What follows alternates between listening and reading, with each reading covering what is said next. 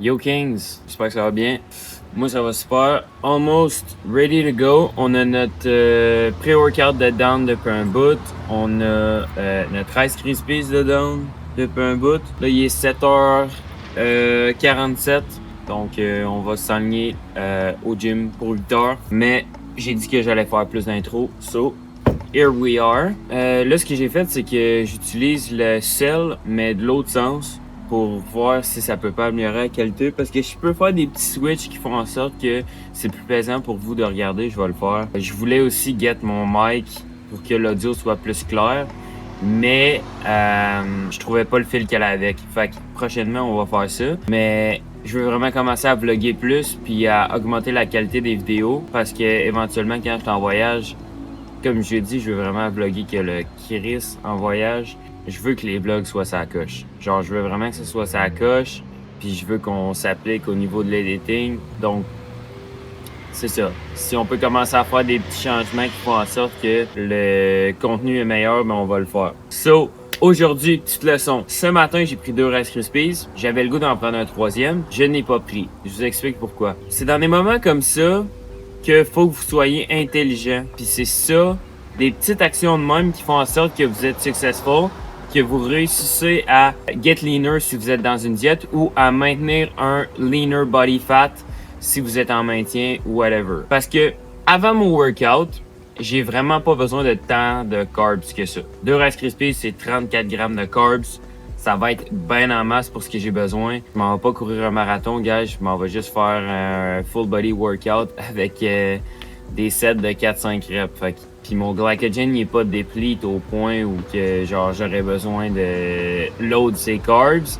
Puis anyway, en 1 heure, je peux pas vraiment je peux pas assimiler beaucoup de carbs. Fait que ça sert à rien que je prenne un autre Rice Krispies, ne serait-ce que pour l'enjoyment d'en avoir un autre. Mais l'affaire, c'est que c'est 90 calories que je peux utiliser ailleurs dans ma journée pour être plus rempli, avoir plus de satiété. Le 90 calories plus que j'aurais utilisé pour le Rice Krispies, je l'aurais voulu ailleurs. Je l'aurais voulu dans 200 grammes de fruits congelés de plus. Je l'aurais voulu dans genre 25 grammes d'oats de plus. Puis tantôt, il va être pas mal plus utile à ce que je veux que un Rice Krispies de plus avant mon workout. Essentiellement, tout ce que j'avais, je retirerais d'un 3e Rice Krispies, je l'avais déjà dans les 2 premiers. Les carbs, comme je l'ai dit, ce qui est utile. Puis j'ai mon sweet tooth, j'ai mon truc genre sucré puis tout que j'ai déjà enjoy. J'en ai eu 2. Pourquoi j'en aurais besoin d'un 3e? C'est là où l'angle de la modération est important. Puis si vous voulez être lean, si vous voulez maintenir un physique genre esthétique, lean, puis pas être un fat fuck, ben vous allez devoir être correct avec la modération. Ça commence en mangeant 2 Rice Krispies au lieu de 3. Pourquoi t'en aurais besoin d'un 3e? On a déjà établi que c'était tout ce qu'on avait besoin pour la tâche qu'on devait accomplir. Puis on a aussi établi que 2... ça couvre parfaitement le sweet tooth. Pourquoi un 3e? Genre, pour vrai, là, pose-toi la question. 90 calories, là. Pourquoi un autre? Quand que ça peut être 90 calories qui va t'aider à moins souffrir plus tard parce que t'as faim. Fait que, soyez conscient de ça. Utilisez vos calories de façon intelligente. Quand que vous avez moins faim, mangez pas des gros meals. Utilisez pas la majorité de vos calories quand que dans des périodes où vous avez moins faim.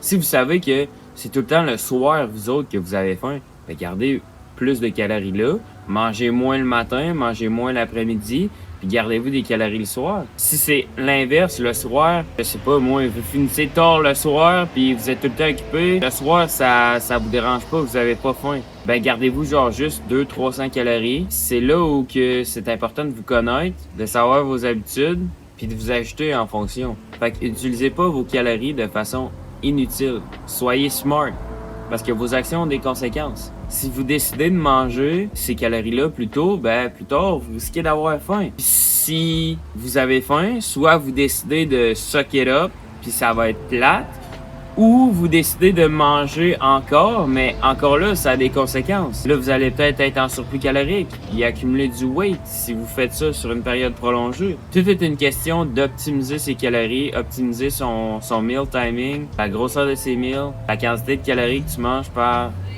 période de temps. Et tout ça, c'est des affaires que vous allez savoir avec le temps, avec la pratique. Moi, Je m'en vais au gym, 7h54. Let's do it. Let's hit that full body lift. We're ready. Intro ici. By the way, j'ai manqué d'intro, fait que là j'ai juste 55 grammes au lieu de 80. Mais plus de calories plus tard. Plus de calories plus tard, I guess. That's it, guys. What's up, Kings? Je vais essayer de faire ça on one go. Straight up, j'ai tracked de pull-up. J'espère que ça va bien. Moi, ça va super lendemain de ce workout-là qui a quand même super bien été. So, là de pull-down, ce qu'on a fait, c'est qu'on est still à 4 reps, 1 RIR. J'étais rendu à 4e rep, puis j'ai juste fait genre, ok, j'aurais pas une 5e rep de façon confortable. Fait qu'on va juste call le set there. C'est correct de matcher vos répétitions, matcher votre performance du training précédent. Rappelez-vous que l'important c'est d'aller à proximité de l'échec. C'est pas la quantité de reps ou la quantité de pas que vous faites. Le progressive overload va venir avec le temps. C'est pas quelque chose que vous forcez. Là-dessus, on a fait une augmentation. On a get 4 reps. J'ai collé ça probablement 0 arrière. J'étais assez content de ces 4 reps-là. Mais clairement qu'on n'avait pas une rep de plus dans le tank. Fait on a callé there. Ensuite, petit jump de poids au chest supported Kelso Shrug. 4 reps, 1 arrière. Vraiment une clean set. On regarde en haut tout le long. On garde notre chin up. Puis on vient pas décoller notre chest du banc. Ce qui est super. C'est exactement comme ça que vous voulez performer le mouvement. Pure protraction et rétraction de votre scapula. Ensuite, same weights, same reps aux adducteurs. So, très content de la forme. On n'a pas essayé de grinder une répétition de plus. On reste patient là-dessus. Fait que, ouais. Next, ensuite, leg press calves. Leg press calves, on l'a augmenté de 5 livres.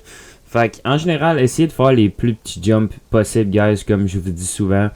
L'important, c'est la proximité de l'échec, pas que vous augmentez de poids. Le plus possible, c'est vraiment que vous soyez à proximité de l'échec. Puis si vous augmenterez trop le poids, vous risquez trop de soit que votre forme goes to shit pour rester dans le rep range, ou soit que vous allez sortir de votre rep range. Fait que faites le load increase le plus petit possible. Next, pec deck, perfect set, 5 reps, 1 RIR, hyper contrôlé. On bounce pas hors du bottom position, on prend une bonne pause, puis au top, on vient toucher nos points ensemble. 1 RIR set. Là, cuff clavicular fly, on a fait un trop gros jump la dernière fois de 60 à 4. Puis là, ben, c'était quand même un grind. Là, on commence déjà à le voir à la 2e rep que je vais avoir de la misère à get 4 reps. Fait que là, clac, 3e rep. C'était probablement un arrière, puis là, la 4e rep était genre un sale grind. So, peut-être la prochaine fois, on va juste come back down à 57.5, mais no big deal. Ensuite, on a augmenté 2.5 sur nos lateral raises. Je dirais que notre côté droit est 0 arrière, mais notre côté gauche, clairement 1 RIR, là. Donc, je pense que ça serait fine qu'on reste à ce poids-là. Si jamais on voit que le prochain training, on est encore à 0 arrière pour notre bras droit, on va peut-être baisser le poids. Mais vous allez voir, là, côté gauche, ça a vraiment bien été. 2 clean reps. Ensuite, on y va avec la 3e. Elle passe vraiment en crème. Puis, on y va avec la 4e. Puis, tu sais, il n'y a pas eu un gros grind. Fait que je pense qu'il restait probablement une rep dans le tank. Ensuite, au Bayesian Curl, last training, on avait perdu une répétition. On était rendu à 5 reps pour 0 ou 1 arrière. Fait que là, j'ai décidé de juste rester là. Puis, j'étais assez content de la forme puis de la set en général. Donc, on va être patient avec ça. Nos biceps, c'est un petit muscle. Fait que, comme je vous ai dit, si vous faites genre une set à 2 arrière, c'est pas grave non plus. Fait que là-dessus, on va attendre d'être à 6 reps vraiment confortable avant d'augmenter le poids, parce que je me rends compte que les biceps, c'est souvent un des muscles où que j'overshoot puis que j'essaie de progresser trop vite. Fait que ça, c'est un des muscles que vous voulez le plus possible garder some reps in reserve. Puis même un set de 2 arrière pour quelque chose comme vos biceps, c'est perfectly fine, guys. Ensuite, là-dessus, on a stay à 6 reps. Pour ce que je dirais qui est un arrière, entre 0 et 1 arrière. Cet exercice-là, c'est un exercice que j'ai un petit peu plus de difficulté à juger. Donc, encore là, c'est un exercice que je suis encore plus prudent avec ma progression. Mais que je sois rendu à 6 reps, extrêmement confortable, on va augmenter le poids. Mais tu sais, ma proximité de l'échec en ce moment est bien correcte. On n'a pas besoin d'augmenter le poids, on n'a pas besoin d'acheter de répétition. Notre bras droit, honnêtement, il est probablement genre à 0 arrière. Notre bras gauche, 1 RIR. So, ouais. Là, on a jump straight in nos shoulder press avec 0 warm-up. Puis on a fait genre 5 reps au début. Fait que ça me faisait chier parce que là, on avait perdu une répétition. Mais là, après, j'étais allé faire d'autres exercices. Puis on est revenu faire un shoulder press. Puis on a fait 6 répétitions à 0 arrière. Fait on va juste essayer de plus get warm là, cet exercice-là. Puis pas rush le process sans warm-up. Ensuite, je dirais que mes preacher curls là, sont rendus probablement à 1 arrière. Vous allez voir là, les dernières reps. Entre 0 et 1, c'est clairement pas 2 arrière. Mais c'est clairement pas... je suis pas sûr que c'est 0 arrière. Là. Fait que le point stand, jusqu'à temps qu'on soit vraiment confortable avec notre 6e rep, on va pas augmenter. So là, vous allez voir, les reps passent bien. On n'utilise pas le momentum. On lean pas back pour inclure notre épaule puis rendre le mouvement plus facile. Je suis vraiment content de la technique sur cet exercice-là. Là, vous voyez, là, ça, c'est la dernière rep. Fait que je pense qu'on est à plus que 0 arrière. On est définitivement plus qu'à 0 arrière, mais je sais pas si on aurait à 100% une autre répétition. So, yeah. Leg extension, same weights, same reps là-dessus. Rappelez-vous, guys, il n'y a absolument aucun problème à matcher le poids puis les répétitions d'un training à l'autre. C'est ce que j'ai fait aussi au seated leg curl. Ça veut pas dire que vous n'êtes pas en train de bâtir du muscle, guys. Rappelez-vous, vous bâtissez du muscle à un rythme extrêmement lent. Fait que vous n'allez pas être capable de, à chaque training, exprimer ce progrès-là.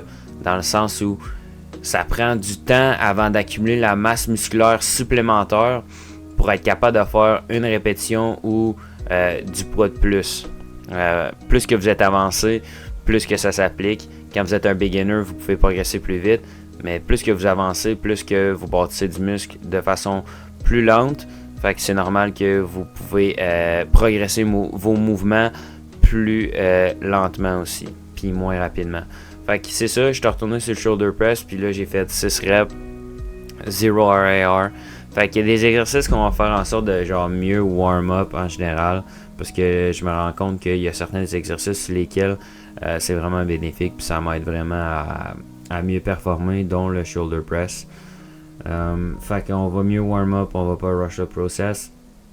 Ensuite, pull-over, j'ai dit qu'elle allait rester à 4 reps finalement. À descendre à 4 reps, finalement j'ai resté à 5 reps. Is it ideal? Non, parce que ma forme est pas ideal là-dessus, mais man, who cares? La forme, selon moi, est assez clean. On travaille là où le chest va être actif. So, I'm fine with it. Ensuite, là, on a perdu une répétition sur notre squat. On a fait 3 reps parce que la 4e rep aurait juste été trop un grind, puis ça me tentait pas. Ça valait pas la peine. Quand j'ai fait la 3e rep, j'ai comme fait, ouais, non, c'est clair que genre la 4e rep, c'est à part, ça va être un sale grind. Fait qu'on l'a juste pas fait. Est-ce que c'est optimal de faire 3 reps, guys? Non, je vous conseille pas de le faire. Mais éventuellement, je vais juste progresser jusqu'à 6 reps. C'est pas grave. Tricep extension, qu'est-ce qu'on a fait déjà là-dessus? On est resté même poids, même rep. Donc là, ça fait 2 trainings qu'on réplique le même poids, le même nombre de répétitions.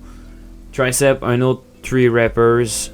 Not ideal again, mais on va juste le progresser jusqu'à temps qu'on soit rendu à 6 répétitions. Je pourrais aussi diminuer le poids. C'est peut-être quelque chose que je vais faire. En général, là, j'aime pas passer plus que un training à faire genre 3 reps sur un mouvement. Fait que prochain training, on va sûrement decrease de 2.5 livres. Ensuite, on avait resté au même weights pour le stiff leg. Puis on voulait matcher le même nombre de répétitions parce que notre forme était pas ideal.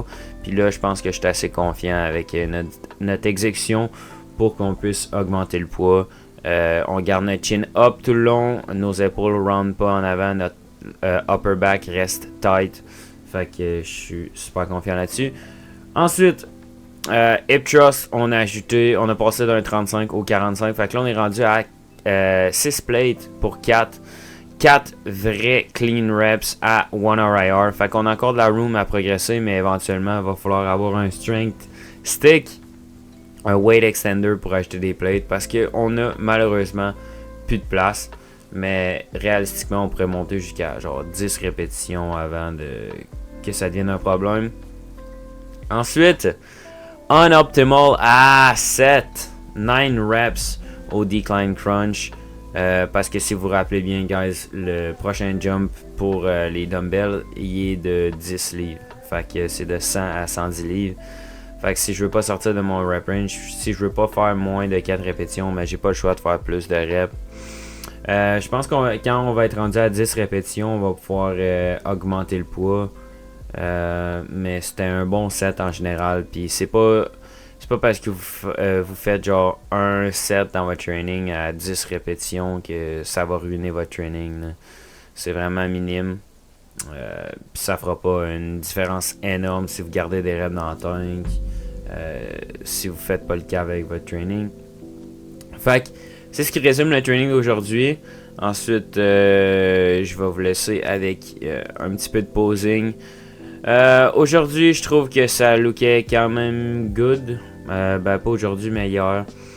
Je veux dire, on pourra pas voir tant de changements que ça, guys, en 48 heures. C'est juste normal. Mais je commence à être une place avec mon physique que, although, oui, je veux get leaner, ça me dérange pas de prendre le processus extrêmement slow. Parce que rappelez-vous que vous y allez rapidement ou que vous y allez lentement, vous allez vous rendre là éventuellement. C'est juste que y aller plus lentement ou y aller plus rapidement va avoir différentes implications pour ce qui est du processus en tant que tel. Y aller plus rapidement, les side effects, puis comment vous allez vous sentir va être drastiquement différent que si vous êtes dans un déficit modéré. Dans un déficit modéré, vous allez quand même avoir beaucoup d'énergie, vous allez avoir des bons trainings puis tout ça, fait que c'est peut-être quelque chose qui vous intéresse plus. Quand que vous faites un déficit plus agressif, ben oui, vous allez arriver à votre résultat plus rapidement, mais après vous allez dealer avec les side effects. Vous allez avoir des niveaux bas d'énergie pendant longtemps. Vous allez avoir beaucoup de faim, même après avoir retourné à la maintenance. Donc, c'est des affaires à considérer. Puis après, ça va être encore plus dur de stick à la maintenance calorique. Puis ça peut aussi chier votre relation avec la bouffe. So, en ce moment, on va opter pour quelque chose de plus chill. So, that's it, guys. J'espère que vous avez enjoyé la vidéo. Moi, je vais aller marcher dehors. Il fait hyper beau. So, on se catch. Prochaine vidéo, guys.